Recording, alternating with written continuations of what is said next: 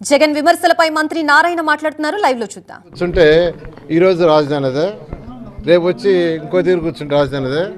రాజధాని అంటూ ప్రజలకు చెప్పాలి. ఎందుకంటే రాజధానిలో మంత్రులు ఉంటారు, సెక్రటరీస్ ఉంటారు, అధికారులు ఉంటారు. సమస్య ఏదన్నా ఉంటే అక్కడికి వచ్చిన తర్వాత మంత్రులను కలిస్తే మంత్రులు ఆ కన్సర్న్ అధికారులకు పంపించి అది సాల్వ్ చేస్తారు. అదేవిధంగా ప్రజలకు కావాల్సిన అవసరానికి ఏదైతే అసెంబ్లీలో డిస్కస్ చేస్తారో దాన్ని ఇంప్లిమెంట్ చేయడానికి అన్ని ఒక రాజధాని అంటే ఒక ప్లేస్ ఉండాలా. It is a simple issue. చెప్పాను కదా, ఒక జిల్లాకి కలెక్టరేట్, రెవెన్యూ ఆఫీస్ ఉంటుంది, అది హెడ్ క్వార్టర్స్. అంటే ఒక మండలానికి ఉంటుంది మండల ఆఫీస్. అదేవిధంగా రాష్ట్రానికి ఖచ్చితంగా ఒక రాజధాని ఉండాలి. అయితే ఏ ఉద్దేశంలో ఆయన అన్నారు కాబట్టి సీఎం అనేది రెగ్యులర్గా కూర్చునే ప్లేస్ అలాంటి ఏమన్నారు అది లేదు. ఎందుకంటే సీఎం గారు ఏ ఊరికి పోతే ఊరికి కూర్చుంటారు, అది రాజధాని ఎట్ట అవుతుంది. కాబట్టి ఒక రాష్ట్రానికి ఒక రాజధాని అనేది డిఫైన్ చేయక తప్పదు. అదే అసలు ఏం మాట్లాడుతున్నారో వాళ్ళకి తెలియదు. బహుశా ఈ యొక్క రెండో ఏదైతే ఈరోజు జేఈఈ ఆస్పిరెంట్స్ కోసం మినీ జేఈఈ మాక్ టెస్ట్ జరగబోతోంది. తెలుగు రాష్ట్రాలకు చెందిన అందరూ జనవరి 11న ఈ మినీ జేఈఈ మాక్ టెస్ట్ కి రిజిస్టర్ చేసుకోండి.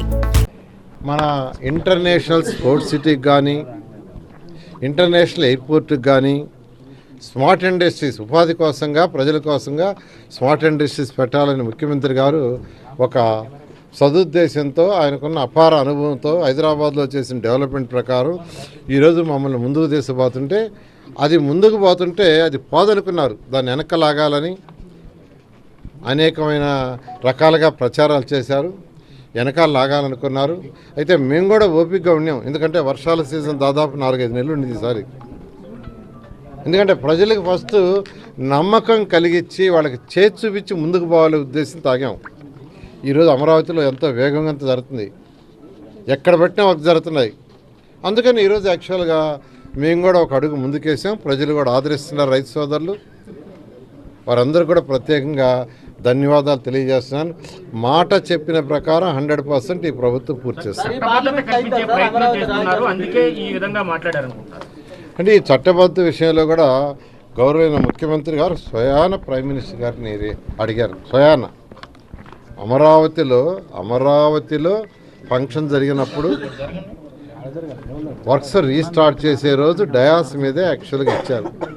మొన్న ఫైనాన్స్ మినిస్టర్ గారు, సెంట్రల్ ఫైనాన్స్ మినిస్టర్ గారు వస్తే వారికి ఇచ్చారు. రెగ్యులర్గా ఫాలోఅప్ చేయడానికి మంత్రి కన్వసాని చంద్రశేఖర్ గారు ఫాలోఅప్ చేస్తున్నారు. ఇంత చేస్తూ ఉంటే నిన్న కూడా యాక్చువల్గా ఢిల్లీ పోయినప్పుడు అమిత్ షా గారిని కూడా అడిగారు. రైతు సోదరులు అడుగుతున్నారు, 2014-19 తర్వాత 5 ఏళ్ళు ఆయనకి ఇబ్బందులు పడ్డారు, ఆ ఇబ్బంది లేకుండా చేయమని. దానికి లీగల్ డిపార్ట్మెంట్ అవన్నీ పర్సూ చేస్తున్నారు. అది చేయడానికి అన్ని విధాలా ప్రయత్నిస్తున్నాం. బహుశా ఇవన్నీ జరిగిపోతాయనే ఉద్దేశంతో బహుశా వాళ్ళు ఈ విధంగా మాట్లాడి ఉండొచ్చు. నాగరికతలన్నీ నదీ తీరాల్లోనే అభివృద్ధి చెందాయి, మరి ఎందుకు ఈయన నదీ తీరంలో కట్టకూడదు అంటున్నారు?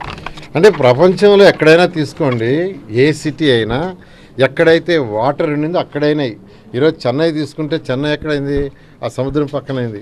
కలకట్ట ఎక్కడైంది? అక్కడైంది. ఇక్కడ సీ పక్కనే. ఈరోజు కొచ్చిన్ తీసుకోండి, అక్కడైంది.